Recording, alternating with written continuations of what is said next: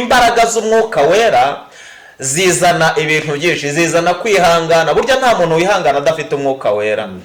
Zigufasha kwihangana, zigufasha kunesha ibintu byinshi cyane, ariko urufatiro ikintu cyatumye abatubanirije banesha n'imbaraga z'umwuka wera bari bafite.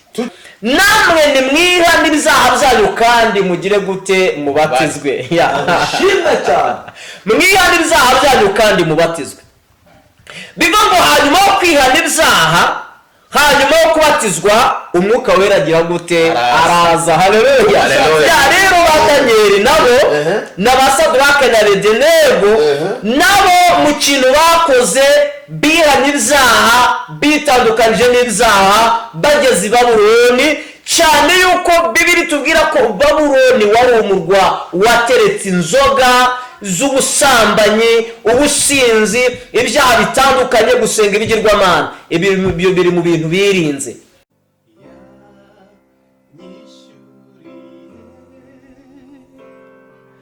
Ya myenda yose ya mbabariye ibyaha atumanerade. Yesu ashimwe cyane. Bene data bakunze bikamba Kalvari, nongeye kubasuhuza. Amahoro y'umwami wacu Yesu Kristo nabane namwe aho muri mwese mu mpande enye z'isi. Ndabashuhuje mu izina rya Yesu. Imana ibaho umugisha. Aba diaspora turabashuhuje, abo muri Afrika, abari mu bihugu bitandukanye, abana b'Imana ba Kristo, abakunda ijambo ry'Imana n'abatarakizwa bakurikira Ikamba Kalvari TV, mwese turabashuhuje, turabakunda, turabasengera uko bucye n'uko bwije. Tubifuriza umugisha w'Imana. Nta wundi rero ni Pastor Steven uri imbere yawe kuri kamera. Reka ngushime kubwo ishyaka ryawe n'umuhati wawe. Reka ngushime ko uri muri bamwe badufasha gukora ibi biganiro. Ni wowe tubikorera kugira ngo turusheho kwaguka mu buryo bw'ivuga butumwa. Imana iguha umugisha rero kubw'inkunga yawe no kubwa comment yawe. Imana iguha umugisha. Turagukunda kandi dora tukuzirikana. Yesu aguha umugisha. Reka rero dutangire dusenga uyu munsi wa none kugira ngo Uwiteka yongera dufashe muri ibi biganiro, cyane ko ntari jyenyine, ndi kumwe n'abandi batumirwa ndaza kubereka mu kanya. Reka saberera Imana izibane natwe. Reka nihanganisha abantu barwaye, nzira ufite ibibazo ngo humura, Imana ni ubutabazi. Reka mbwira umuntu uri mu kibazo cya wenyine, uri muri guma mu rugo, utarajya mu kazi, ufite ibibazo bitandukanye, ngo mbwire ngo ihangane, Imana igufiteho iki umugambi. Yesu adufashe. Mana data wa twese, ise umwami wacu Yesu Kristo, wowe ufite imbaraga zihindura kandi ukaba ufite imbaraga zituma umuntu ufite uri mu kibazo agisohokamo. Nyemerera kuri iyi saha no kuri umunota uzubane natwe muri iki kiganiro tugiye kwigaho. Reka buri wese agira icyo akuramo, ube inyuma y'ijambo ryawe kugira ngo ukize indwara, umare umubabaro kandi uduteze intambwe. Uturinde gusubira inyuma, ahubwo duhe kwaguka mu bitekerezo. Suka amavuta yawe kuri njye na bene data n'udukurikiranye, twese tumwukire imbere yawe. Ibyo ushaka n'ibyo ushima ubiduhere ubuntu. Senze nezeye ko bikoze mu izina rya Yesu. Amen. Ya rero dufite intego cyangwa se dufite insanganyamatsiko n'ijambo tugiye kwigaho. Rivuga ngo niki cyafashije basogokuruza bacu, abatubanjirije, niki cyabafashije kuvuga ubutumwa, kurangiza urugendo batangiye. Reka nze ngwereka abatumirwa. Imana ibahe umugisha. Imana ibahe umugisha ku Ikamba Kalvari TV. Twongeye kubakira mu izina rya Yesu. Haleluya. Ndatekereza si ubwa mbere muhageze, ariko nk'uko bisanzwe reka mutangire mwibwira abantu. Reka duhere hafi yanjye. Murakoze cyane. Amazina yanjye nk'uko bisanzwe ni Evangeliste Eric. Imana iguhe umugisha Evangeliste Eric. Turakwakiriye mu izina rya Yesu ku Ikamba Kalvari TV. Karibu. Kanongere nanjye mbasuhuze kandi mbifuriza amahoro y'Imana. Ni Pastor Prote Munyemana, ngira ngo turamenyeranye hano ku Ikamba Kalvari. Imana ibahe umugisha. Imana nayo iguhe umugisha. Turakwakiriye mu izina rya Yesu. Uyu munsi twateguye insanganyamatsiko ivuga ngo iki cyashoboje abakera cyangwa se abatubanjirije kurangiza umuhamagaro. Turisoma ijambo ritoya cyane riri mu byakozwe n'intumwa ibice byaho 7, umurongo waho wa 50 na kane hano turaza kureba umuntu witwa Stefano. Stefano ni umukozi w'Imana nkawe, ariko Stefano hari ibintu yahuye nabyo ariko ntibyamuciye intege. Reka dusome wenda umurongo umwe cyangwa ibiri avuga ngo babyumve batyo bazabirirwa n'uburakari bamuhekenyera. Amen. Hepfo cyane ngo ariko Stefano yuzuye umwuka wera arararama atumbira mu ijuru abona ubwiza bw'Imana na Yesu ahagaze iburyo bw'Imana. Noneho 59 niho habivuze neza, bamutera amabuye arambaza aravuga ati mwami Yesu acira umwuka wanjye. Amen.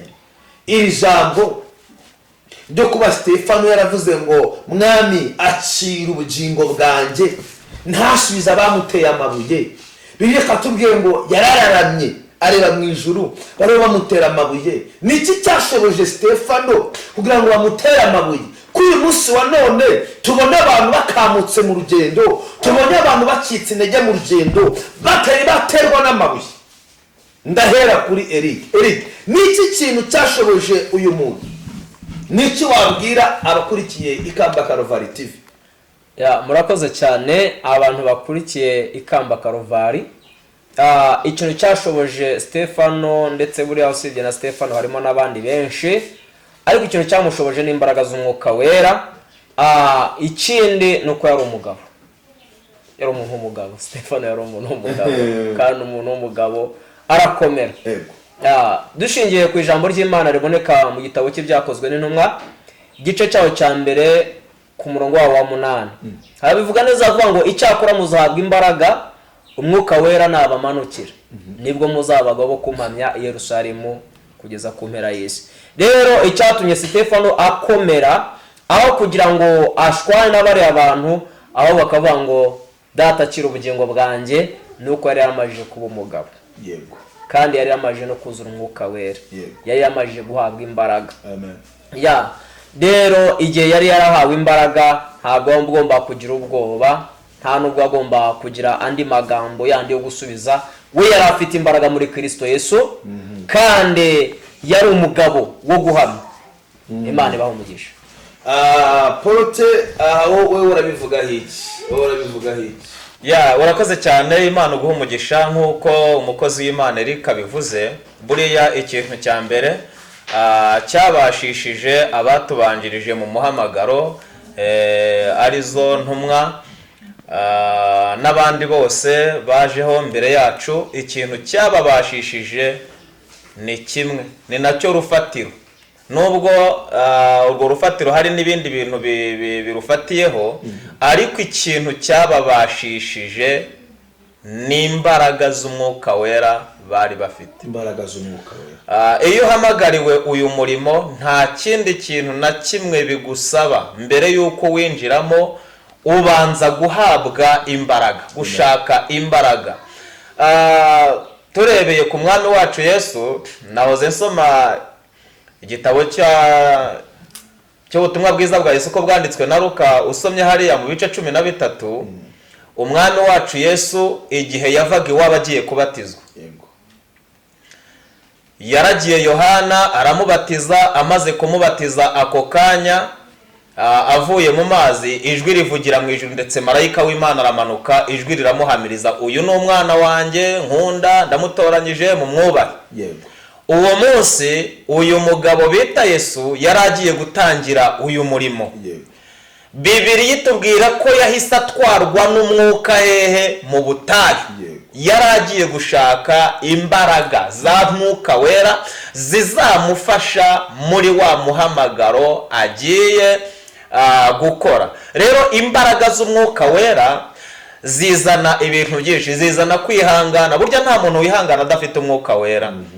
Zigufasha kwihangana, zigufasha kunesha ibintu byinshi cyane, ariko urufatiro ikintu cyatumye abatubanjirije banesha n'imbaraga z'umwuka wera bari bafite. Tukiri aho ndagira ngo nongere mbabaze nk'abatumirwa, ese umwuka wera n'uw'abantu bose, cyangwa umwuka wera afite abo yemerewe n'abatemerewe?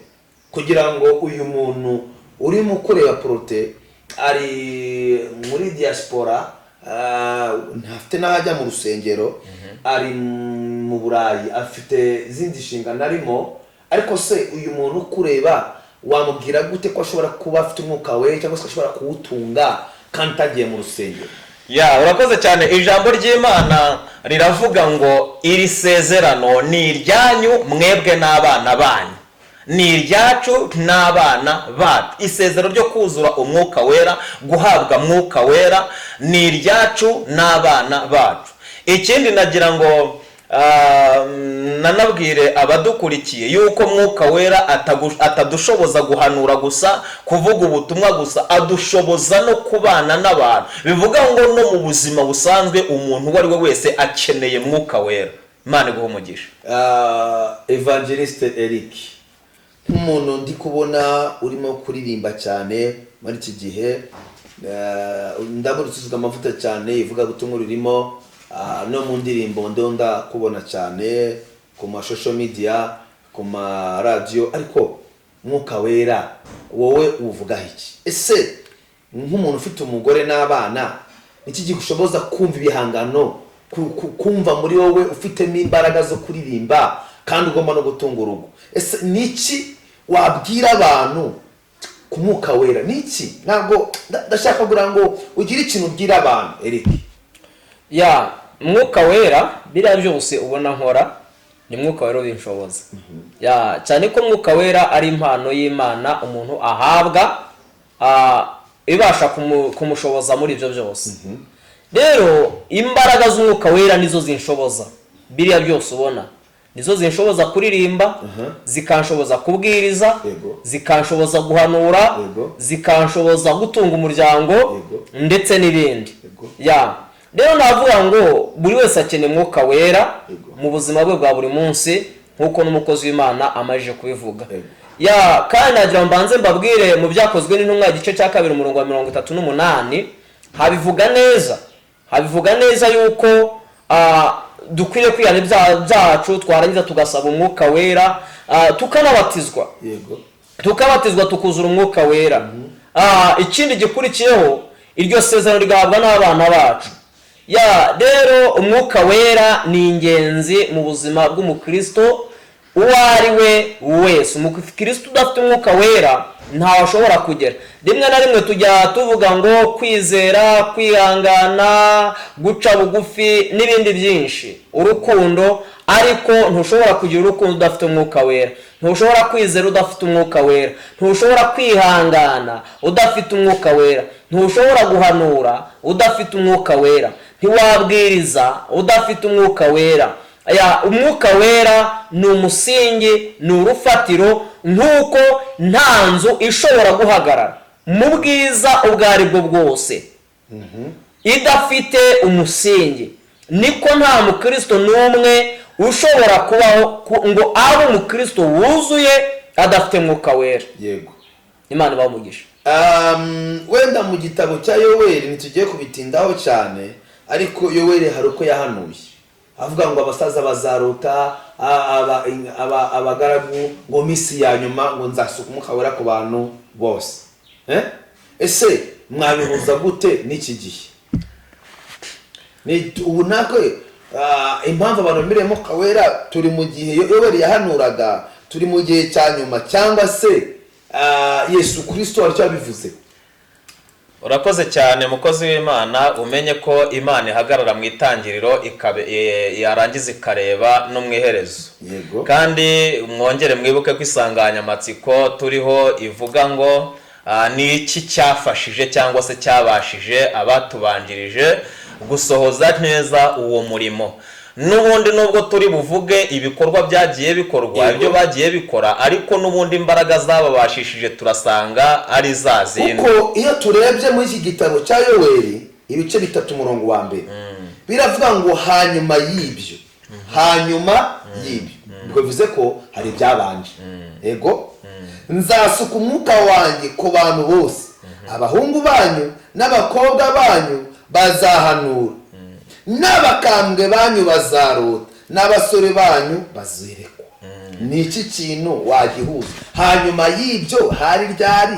hanyuma kuko ndumva nibiyo birivuze ngo hanyuma nuko hari cyabanje pastor Prote ndagira ngo umfashe gusobanurira aba bantu bumve Yoweri avuga ibi bintu hanyuma byashitse kuvuga iki none umwuka wera hanyuma y'ibyo nzasuka urumva gusuka no gusuka ariko nukuvuga ngo ubaye masaraki gusuka nawe urumva icyari byo ni ibintu byinshi biri ahantu ariko birasutswe umwuka wera arahari arasutswe niki wabwira abakunze bikaba urakoze cyane tubwire abakurikiye Ikamba Karuvari TV niba ijambo ritubwiye ngo hanyuma y'ibyo bivuga ngo wa mugani hari ibintu biba byarabanje niba ijambo rivuze rero ngo nzasuka umwuka wera ku bantu banjye hanyuma habeho ububyutse bumeze kuriya ni ukuvuga ko habanje kubaho iyi gihe cy'ubuhenebere habanje kubaho igihe cy'ubuhenebere uraza kubisoma ubisangemo neza ukuntu abantu bari mu ntege nke abantu bakoraga ibyaha uko bishakiye ariko hanyuma y'ibyo imbaraga ziza kugira gute ziza kumeneka hanyuma ba bantu bagira gute barahanura ariko nubwo izo mpano zisutswe ibyo byose usomye aho ngaho ngo nzagira gutya bagire gutya bagire gutya ni impano zasutswe ariko zose ni impano za mwuka wera Yesu ashimwe cyane nagira ngo dusome ijambo ry'Imana hano mu gitabo cy'Abagalatiya igice cya mbere umurongo wa 16 muze kugeza kuri 18 urahasanga umugabo bita Pawulo wahoze ari Sawuli igihe yahamagarwaga nimusoma neza muzasanga umugabo bita Sawuli yaravukiye aho bita Itaruso arangije amaze kuvuka ababyeyi be nose muzasanga bari Abisiraheli ariko baguze ubwene gihugu bw'Abaroma bamwita Sawuli bisobanura ngo Uwiteka arakubaza uyu Sawuli yakomokaga n'ubundi kwa Sawuli wa wundi w'umubenyamini wayoboye Isiraheli bwa mbere uyu Sawuli arangije uzasanga yarize primaire na secondaire Taruso arangije aza no gukurikizaho kwiga umwuga wo kuboha amahema ari nayo waje kumushoboza mu murimo we wivuga butumwa nkuko tubibona arangije kwiga iyo mirimo hagati y'imyaka ye 14 na 15 ababyeyi be bamwohereje kujya kwiga theology i Yerusalemu aragenda ariga imirimo n'ibitangaza byose Yesu yakoraga cyane ko burya Yesu arusha Pawulo imyaka 11 Sawuli yavutse Yesu amaze imyaka 11 avutse bivuga ngo arayimurusha imirimo yose Yesu yakoraga i Yerusalemu n'ahandi yakoreye Pawulo we Sawuli we yarari ku ishuri hanyuma igihe yararangije kwiga asubira i Yerusalemu agezeyo asanga hari amakuru avuga yuko hari umuntu bita Yesu wapfuye akazuka ariho arakora imirimo n'ibitangaza abantu benshi baramuyobotse uyu rero Sawuli yari yarigishijwe Imana ariko ayigishwa nabi kuko atari afite imbaraga z'umwuka wera iyo usomye usanga Sawuli n'ubundi ntabwo yigeze arwanya Imana ahubwo yayikoreraga mu buryo bubi kuko atari afite imbaraga z'umwuka wera zimuyobora mu buryo bwo gukorera Imana bwa nyabwo yumvise ko hari abantu bakora imirimo n'ibitangaza bahagurutse ibirema umuntu runaka ahagurukira kujya kurwanya ba bantu basenga ahagurukira abitorero arabarwanya ubushobozi yari abufite kuko avuye kwiga Imana ariko yayigishijwe n'abantu abantu abamerera nabi biza kuba ngombwa ko itorero rihunga abitorero bahungira aho bita Damasiko asaba ibyangombwa abatambyi bakuru bari abakozi b'Imana bamaze kubaha ibyangombwa ngo abakurikira kujya i Damasiko kubazana i Yerusalemu kugira ngo bamwe bafunga abandi bacibwe amabere abandi bicwe nkuko n'ubundi yarabimenyereye kubikora ageze mu nzira ngo ahura na Yesu haleluya abadukurikiye mwese mbifurije guhura na Yesu bundi bushya mu izina rya Yesu bamaze guhura Bibiliya tubwira yuko ijwi ryavugiye mu ijuru riramuhamagara undenganyiriza iki Sawuli arabaza ngo urinde uwo ndenganya aramwisobanurira ndi Yesu w'i Nazareti ndetse amukora no mu jisho arahuma amaze guhumagwa aho ngaho baje kumutoragura bamujyana i Damasiko bamaze kumujyanayo bamuryamisha mu rugo rwaho bita kwa Yuda abaho ngaho Imana isanga uwo bita Ananiya iramubwira ngo genda i Damasiko urasanga umugabo bita Sawuli Pawulo hanyuma umusengere kugira ngo ahumuke akire. Amen. Arangije ajyayo aramusengera, bivuga ngo kuko yibonaniye n'Imana yabaye intumwa ya Yesu, bibonaniye na Yesu. Ariko amaze gukira, amaze guhumuka, Yesu ashimwe cyane, ntabwo uyu mugabo bita Pawulo yahise ashoka agiye Yerusalemu kujya kubwira ba Petero ngo nanjye ndi intumwa nabonanye nawe. Nta kintu yari yibitseho kigaragaza yuko ari intumwa koko. Nta mbaraga z'Umwuka Wera yuzuye nubwo yasengewe, nta mpano afite. Ahubwo nusoma aya magambo twasomye hariya mu Bagalatiya igice cya 1 ku murongo wa 16, uzahasanga ngo nta muntu wigeze agishwa inama akimara guhamagarwa no gusengerwa, ngo ahubwo yahise akomeza urugendo ajya muri Arabiya Saudite, amarayo imyaka 3 mu mashyamba asenga, asoma, ahuzurira imbaraga z'Umwuka Wera.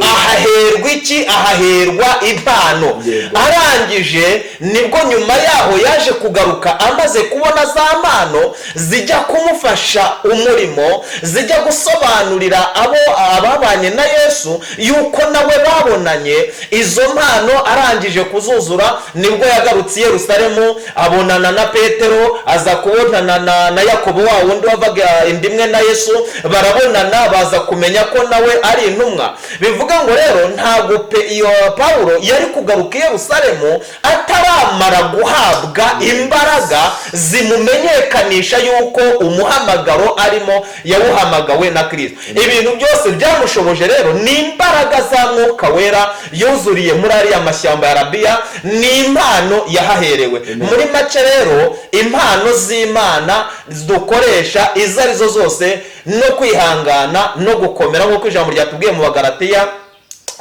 ngo amatunda y'Umwuka Wera ni ukwihangana. Ibyo ngibyo byose ni impano zizanwa n'uko umuntu yabonye Mwuka Wera. Imana ibahe umugisha. Urakoze cyane. Ntekereza ko hari icyo akuyemo. Iyo turebye Saduraka, Meshaki na Abedenego, bariya bagabo niki kintu cyabafasha kugira ngo babe intwari bingana kuri ya Eric? Niki? Kubera ko dufite abandi basore bameze nkabo kandi batsinzwe. Bariya bo nicyo bavuga. Murakoze cyane. Bariya abasore bari bafite imbaraga z'Imana, kandi babasha no guhagarara, barakomera. Ikindi izo mbaraga bazikuraga mu gusenga. Kuko bariya bagabo iyo turebye ntabwo bagiye hariya bonyine, ndetse Bibiri tubwira ko bagiye hari abasore Nebukadinezari abafata batoranywa kugira ngo baje hariya muri iriya shuri, bari abasore. Ariko tubona hari abandi bantu bari abagabo kandi bahagurutse ari n'abatambyi, abandi ari abahanuzi, igihe Nebukadinezari yaje kunyaga bari abantu. Ariko kimwe cyo babashije gukomera, bakomejwe n'imbaraga z'Imana, bakomejwe no gusenga. Kuko mu buzima bwabo barasengaga. Ariko tugarutse inyuma gatoya, ndagira mbanze mbabwire yuko bavuye no mu kintu twita ikivange cy'abandi bantu. Kuko igihe bavaga i Yerusalemu bajya i Babuloni, Imana hari ikintu yababujije, yabwiye Abayuda, ibabwira yuko batagomba kuba nk'Abakarudayo, batazigera bavuga ururimi rw'Urukarudayo. Mu mategeko y'Imana bari barabujijwe kuzasenga ibigirwamana. Guhera mu gitabo cyo Kuva, ibitabo byose bya Mose, ndetse no gukomeza mu bindi bitabo, Abisirayeli cyangwa se Abayuda muri rusange bari barabujijwe gusenga ibigirwamana. Mu gusenga ibigirwamana harimo no gukora ibyaha. Hari ikintu wigeze uvuga kuri Yoweri, Imana yavuze ngo hanyuma y'ibyo nzasuka Umwuka Wera ku bantu banjye. Hanyuma y'ibyo ni ukuvuga, ndeka mvuge hanyuma y'ibyaha. Yesu nashimwe cyane. Hanyuma y'ibyaha nibwo Imana igomba gusuka Umwuka Wera ku bantu bayo. Kuko abantu b'Imana, iyo dusomye muri Maraki, haravuga ngo kera abubahaga Uwiteka bateranaga. Uwiteka yarazaga nawe agatega amatwi akumva ibyo barimo kuganira. Yamara kumva ibyo barimo kuganira, ngo uwo mwanya ngo igitabo cy'urwibutso kikabumburirwa imbere ye, ngo uwo mwanya hagatoranywa abantu b'Imana bubaha Imana n'abatayubaha. Rero Bibiliya aho muri Yoweri Imana yavuze ko izasuka umwuka wera ku bantu bayo. Bivuga ngo ni abatoranyijwe muri cya kiganiro igihe Uwiteka yarateze amatwi, noneho batoranywa mu bandi. Muri uku gutoranywa rero havamo iki? Harabamo muri ba bantu badasenga ibigirwamana, habamo muri ba bantu batavuga urukarudaya. None bivuga ngo iri jambo nzasuka umwuka wera ku bantu banjye niryo na Petero yagarutseho ku magambo navuze ari mu Byakozwe n'Intumwa igice cya 2 umurongo wa 38, arimo abwira Abisirayeli n'ab'i Yerusalemu bose bari babashagaye igihe bari buzuye umwuka wera hari Yerusalemu bari mu cyumba cyo hejuru batangiye guhanura bavuga indimi nshya. Abantu bose bazabaza kubera iki muvuga indimi z'iwacu? N'abaravuga ati ariko namwe mwawuzura, twese twarawuhawe kubera yuko ni isezerano twahawe. Abasubiramo iryo jambo ryo muri Yoweri nk'abati umwuka wera n'uwacu twebwe n'abana bacu n'abazadukomokaho. Ariko hejuru abanza kuvuga ngo namwe nimwihane ibyaha byanyu kandi mugire gute? Mubatizwe. Shimwe cyane. Mwihane ibyaha byanyu kandi mubatizwe.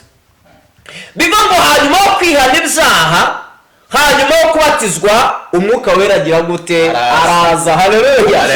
Rero ba Danieli nabo n'abasadrake na Abedenego nabo mu kintu bakoze bihana ibyaha, bitandukanije n'ibyaha bageze i Babuloni, cyane yuko Bibiri tubwira ko Babuloni wari umurwa wateretse inzoga z'ubusambanyi, ubusinzi, ibyaha bitandukanye, gusenga ibigirwamana. Ibyo biri mu bintu birinze, ahubwo basenze Imana. Ubwo ushatse kuvuga ko hari ahantu umwuka atamanukira bitewe n'ibihakorerwa. Ushatse kuvuga ko hari imitima umwuka wera atamanukira bitewe n'ibiyirimo. Ndagira ngo aho hantu Munyemana Pastor uyoboye itorero, ahantu bahabwira iki abakristo umwuka wera anagomba kumanukira? Kuko twongere turebe Petero nk'uko abivuze, igihe kimwe amaze kumanuka n'umwuka wera biratubwiye ngo babwirije abantu ibihumbi. Urakoze cyane. Warumbarije ngo ese hari ahantu umwuka wera atamanukira? Ngene kubimenya niyo akabimenya. Yesu yabanye n'abigishwa be, buri wese muri bari abigishwa be yari afite icyo ashoboye. Barabana, baragendana, imirimo n'ibitangaza barabikora, bahagurutsa ibirema. Ariko buriya abigishwa ba Yesu igihe babanaga, cyane ko abantu benshi bari bazi ko azafata ubwami bwa hano mu isi, bamwe baravugaga bati runaka ubwo ashoboye ibi niwe ushobora kuzaba uyu, runaka ubwo ashoboye ibi niwe ushobora kuzaba uyu. Ariko igihe Yesu yajyaga gutandukana nabo, hari ikintu kimwe cyabayeho. Yarabazamukanye umusozi, arangije amakuru arayabaha neza, arayabaha. Amaze kuyabasobanurira neza, bagiye kubona babona agize gute? Arazamutse. Ariko hari ijambo rimwe yababwiye. Yarababwiye ati nubwo mubona nsize umurimo mugiye gusubukura, ariko ntago mwemerewe kujya kuwukora mutaramara guhabwa imbaraga zo kujya gukora uwo murimo. Amaze gutandukana nabo, Bibiliya itubwira ko bagiye kwikingirana, baragenda bibera mu cyumba barasenga. Bamaze gusenga niho haje kubaho kwaturirana, bamariranayo. Runaka ati najyaga ntekereza yuko bizagenda gutya, undi ati nakubonaga gutya, undi ati nakubonaga gutya, undi ati nakubonaga gutya. Bamaze kubona yuko ibyo batekerezaga byose nta na kimwe Yesu yahaye agaciro, nta na kimwe barazwe, Bibiliya iravuga ngo bahuze iki? Umutima. Bamaze guhuza umutima, ako kanya ngo mu nzu bari barimo ngo hacuramo umwijima. Muri wa mwijima ngo hamanukamo indimi zimeze nk'iz'umuriro, ngo zigabanya zijya kuri buri muntu muri bo. Buri wese yareba ku mutwe wa mugenzi we ngo akabona hariho ururimi rw'umuriro, ngo buzura umwuka wera. Haleluya. Ngo batangira kuvuga mu zindi ndimi nk'uko umwuka wera abahaye kugira gute? Kuzivuga. Ako kanya kuko za mbaraga z'umwuka wera ari arizo bari barasezeranijwe, ari ryo sezerano Yesu yarabwiye ati ntimuzibeshye ngo muve hano mu murwa musohoke mutaramara kubona ikibatinyura. Zimaze kubazaho nibwo basohotse bagera hanze aho bahinduka nk'abasazi, ababarebaga babona basaze bari kunenga. Abantu bari aho bahateraniye ngo bari baraturutse mu mahanga yose ngo babarebe baravuga bataye abagabo basinze kabisa. Ariko Petero wuzuye Mwuka Wera aravuga ati reka reka ntabwo bari ubusinzi bw'inzoga zo mu zisanzwe bw'ibyeri n'ibiki byose, ahubwo hari umugabo mwishe mukamubamba. Ikintu gitumye Petero atinyuka ni iki? Utekereze ko kuwa gatanu yari yaramwihakanye. Kiyagiye nta mbaraga za Mwuka Wera yari yagahabwa. Iyo umuntu adafite Mwuka Wera rero aratinya. Iyo umuntu adafite Mwuka Wera ntahamya. Ikindi bari bakiri mu tuntu tw'udutiku mu byaha n'iki byose, ariko bamaze kwatura, bamaze kwihana, bamaze guhuza umutima, imbaraga z'Imana zibonaho zimanukira. Nibwo Petero abantu barebye bareba imbaraga buzuye, barangije bati twakora iki? Ati nimwihane ibyaha byanyu. Ako kanya Petero yatuza agakiza abantu 3,000 mu giterane kimwe. Ni ibintu bidasanzwe kubera ko nta cyaha kirangwa muri we, yuzuye imbaraga z'Umwuka Wera. Wambazaga rero ngo Mwuka Wera hari ahantu atamanukira mu byaha, ntabwo Mwuka Wera ahagaragara. Mwuka Wera amanuka mu mutima utunganye, umutima wejejwe, kuko Mwuka Wera ntiwamutandukanya n'Imana, kandi Imana ibana n'abera, Imana itura mu mutima utunganye. Bivuga ngo rero abantu bari mu byaha ntibashobora kumenya ko na Mwuka Wera hari. Niyo mpamvu babona ibyo abarokore bakora bakabita abasazi. Petero baravuze ngo nuba basinze, ariko nyamara muri babandi bavuze ngo yasinze bamaze kwihana buzuye Mwuka Wera bose baramukurikiye, bwa businzi nabo bubazaho. Muri make Mwuka Wera amanukira mu mitima itunganye, imitima yihanye, imitima ikeye itarangwamo ibyaha. Nk'uko mukozi w'Imana yaramaze kubivuga, Imana ishyikira Saduraka na Meshaki na Abedenego bari bamaze kwirukana ibigirwamana muri bavuga ati nta kigirwamana kizahaturuka. Bahamiriza umwami ngo Imana yacu ibasha kudukiza, nubwo itadukiza ntabwo twebwe twagira gute twakiyanduza. Bwo ngo mu mutima wabo bari batunganye. Niyo mpamvu Imana yarebye ibona ikwiriye kubana nabo, ibwira umwana wayo ngo jya kubana na bariya bantu kuko barejejwe. Tubonereho kubwira abadukurikiye, niba bashaka kubona umwami Imana, utejejwe ntazabona umwami Imana. Niba ushaka imbaraga za Mwuka Wera, niba ushaka impano z'Imana, ihana ibyaha byawe, randura ubundi urebe. Yesu ari iruhande rwawe, ariho arakomanga, arindiriye ko hari ibyo wigezayo, ubundi akaza mu kabana. Imana barumugisha. Dusa nkaho tujya no ku musozi nangwa nashagura ngo duhite tujya kugira ngo umuntu atunge Mwuka Wera ashobozwe n'izo mbaraga. Aba yujuje iki? Agomba gusabwa iki? Arasabwa iki? Karibu. Murakoze cyane. Ijambo ry'Imana muri Matayo igice cya 7:7 haravuga ngo musabe muzahabwa, mushake muzabona, kandi mukomange ku rugi muzakingurirwa. Yego. Ibyo bintu hari ibintu ugomba kubanza. Icyambere kugira ngo ubone Mwuka Wera. Yego. Mwuka Wera ndagira mbanze mbatangarize ko ari uwacu twamaje kumuhabwa, ntabwo tumushakisha. Dushingiye ku magambo ari mu byakozwe n'intumwa, aho umugabo Pawulo yigeze abwira abanyatenayi, arababwira ngo Imana yacu ni Imana yaremye ijuru n'isi, kandi Imana buri muntu wari wese abasha gukoraho ameze nk'ukabakabye. Rero ntabwo Imana iri kure yacu, ahubwo buri wese wayikenera yayigeraho. Kandi iyo wabonye Imana wabonye Umwuka Wera, kuko Imana n'Umwana n'Umwuka Wera ibyo ushaka kuwuzura. Rero kugira ngo ugire Umwuka Wera nk'uko nabivuze, icyambere ni ukwihana ibyaha, ukakira Yesu Kristo nk'umwami n'umukiza mu bugingo bwawe, umutima wari wuzuyemo ibyaha ukawutuza mu Kristo.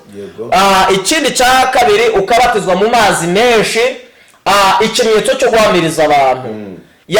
Warangiza ikindi wakurikizaho, agakurikizaho hariya muri Matayo 7:7, musabe muzahabwa, mushake muzabona. Bivuga ngo nanone ugomba kuba ufite ubushake bwo kuzura Umwuka Wera. Haleluya. Kuba ufite ubushake, kuko ntabwo imana ijya ifata ku ngufu umuntu. Haleluya. Haleluya. Ugomba kuba ufite ubushake bwo kugira ngo wuzure umwuka wera, ukabishaka. Amen. Amen. Ukabishaka, ikindi ukabisaba. Mushake muzabona, Yego. icyo washatse urakibona. Ikindi ukabisaba, icyo usabye Imana uragihabwa. Yego. Ikindi cya gatatu ugakomanga ku rugi. Nabwiye ko urugi ntabwo rukinze. Icyumba kirimo umwuka wera ntigikinze. Icyumba kirimo imbaraga z'Imana ntigikinze, kirakinguye. Wegenda ukomanga uvuge ngo ndahari. Mbese we unkurikiye nawe urahari ushaka kuzura umwuka wera, uri ku rugi komanga cyangwa iteka ukagukingurira. Nta kindi rero Imana iguhe umugisha cyane. Tujya ku musozo, reka n'ubundi dusabe Umunyemana Protais wenda ni nk'itangazo cyangwa se ni nk'imburo cyangwa kuburira abantu, wabwira iki uyu muntu ngo nawe yuzure muri ayo mavuta? Kugira ngo abantu bagere muri ayo mavuta nk'uko umukozi w'Imana amaze kubisobanura, abivuze neza. Aravuze ngo urugi rw'aho mwuka wera ari, urugi rw'aho izo mbaraga z'Imana ziri, urugi rw'aho inkunga y'Imana dukeneye kugira ngo dusohoze umurimo iri, ntago hakinze. Gusa abivuze neza mu buryo bwiza, Imana imuha umugisha. Aravuze ngo Imana ntirangaza. Muri make harakinguye ariko ntiharangaye. Biragusaba rero nawe kugira gute? Gukomanga ugasenga. Natwe tujya kubona imbaraga z'umwuka wera, tujya guhabwa izi mpano dukoresha, twarasenze, amava arakoboka, abantu ntibakabona abantu bariho bakorera Imana, bariho bahagurutse ibirema ngo bagire ngo byapfa kwizana gusa. Bigusaba kubanza kugira ibyo ureka, kugira ibyo wirengagiza, warangiza ukahereza bino bintu agaciro, hanyuma ubundi bikaza bigakorera muri wowe. Rero ikintu kizatuma abantu bahabwa imbaraga za mwuka wera nuko bera imbuto zikwiriye abihanye, nuko bakizwa bakakira Yesu nk'umwami n'umukiza, bakareka ibyaha, bagasaba, bagakomanga, bagashaka, ubundi bagakingurirwa, mukinjira muri uwo muhamagaro neza. Ubundi Imana ikabana namwe mukazasohoza umuhamagaro wanyu neza. Imana ibaha umugisha. Urakoze cyane. Icyo twari turiho ni imbaraga zafasha umuntu mu gukora cyangwa se mu guhagarara mu nshingano cyangwa se gutera ikirenge mu batubanjirije. Twarebye niki cyabashoboje kurangiza mission yabo kandi bakayirangiza neza. Ese wowe urumva ugeze he? Ese wowe urumva ushaka iki? N'icyo urumva cyagufasha? Si amafaranga nubwo nayo ari ngombwa, si imodoka nubwo nayo ari ngombwa, si n'inzu nubwo nayo ari ngombwa, ahubwo ikiri ngombwa ni imbaraga z'Imana n'umwuka wera. Reka dusabe umukozi w'Imana Eric adusengere kugira ngo Imana idufashe muri urwo rugendo tugiye gukora, cyangwa se urugendo rwawe urimo, aho waba uri wose izi mbaraga urazikeneye, ntawe utazikeneye. Imana iduhe umugisha. Amen. Nakoze cyane. Reka nsabe buri wese ukurikiye iki kiganiro ku Ikamba Karuvari TV, akaba yumva anyotewe nawe ahise agira ishyaka yo kugira ngo abone imbaraga z'Imana zo kugira ngo asoze umurimo w'Imana ahamagariwe gukora, yaba ari ugize ishyaka uyu mwanya ndetse n'uwari warahamagawe ariko akaba yabonaga hari utubariyeri, hari udukode turimo dutuma atagira aho agera. Ndumva bisobanukiwe. Ikigeretseho rero navuga ngo reka nkusengera Imana kugira ngo izo mbaraga zibashe kukuzaho mu izina rya Yesu Kristo. Mana, mu izina rya Yesu Kristo, se umwami wacu Yesu, Imana ya Aburahamu na Isaka na Yakobo, Imana idukunda twese, turagushimye ko waduhaye umwuka wera w'ingwate kugira ngo adushoboreshe kubasha kugira aho tutabasha kugera ndetse no gukora ibyo tutabasha gukora. Nunyemerere kuri buri umwe wese ukeneye imbaraga z'umwuka wera uzimugezeho mu izina rya Yesu Kristo Nyiringabo Imana, ndetse n'abandi batari babisobanukiwe bicaye mu rusengero gusa bazi ko ibintu bizizana, batafataga umwanya wo gukomanga ku rugi ngo basenge, n'abatabisabaga uyu munsi basobanukiwe ko bitazizana gusa ahubwo bagomba gusaba. Mu izina rya Yesu Kristo Nyiringabo ndasenze kugira ngo wumve gusaba kwa buri umwe wese ushaka gusohoza inshingano z'umuhamagaro we, nuko wabitubwiye ngo tugende mu mahanga yose twigisha ubutumwa bwiza abemera tubabatize, niturangiza tubahindura abigishwa, nibamara kuba abigishwa nabo tubahindura abigisha b'ijambo zawe, mu izina rya Yesu Kristo nyiringabo Imana. Ndasengera abari baradindiye bose, bari bakiri abigishwa kandi barakwakiriye kera, bakagombye kuba barabaye abigisha nabo, mu izina rya Yesu Kristo nyiringabo Imana. Bashoboreshe Mwami, benshi bafite amasezerano yo kugukorera ariko hari abataratangira, bavuga ngo mbese zatangira ryari, mbese mwuka warazangiraho ryari, mbese nzahanura ryari, nzabwiriza ryari, nzakora ibitangaza ryari. Haleluya. Mana ndasenze kugira ngo buri wese Mwami akangurwe n'iri jambo ryawe. Ijambo ryawe ritubwira neza, rikatubwira ngo mbese bahanura gute, bakwigisha gute batarigishijwe, babwiriza gute batarabwirijwe, mu izina rya Yesu Kristo nyiringabo Imana. Uyu mwanya barigishijwe, reka nabo batangire bigishe. Uyu mwanya barabwirijwe, reka batangire babwirizwe, kandi imbaraga z'Imana zikorera muri twebwe nk'uko waziduhaye, natwe tuzibatuyeho, nizigende zibagereho mu izina ry'umwami wacu Yesu Kristo. Urakoze Mwami Imana ko wumvishe gusaba kwa buri umwe wese, kandi benshi ububyutse bukaba bugiye kugera kuri benshi mu gihugu cy'u Rwanda, muri Afurika, i Burayi, Aziya ndetse na Amerika, mu izina rya Yesu Kristo. Aho ubutumwa buzagera hose hazaboneke benshi bihana ibyaha, hazaboneke benshi bazuzura umwuka wera, nabo bagatangira gukora uyu murimo nk'uko waduhamagariye, mu izina ry'umwami wacu Yesu Kristo mbisabye nizeye, amen.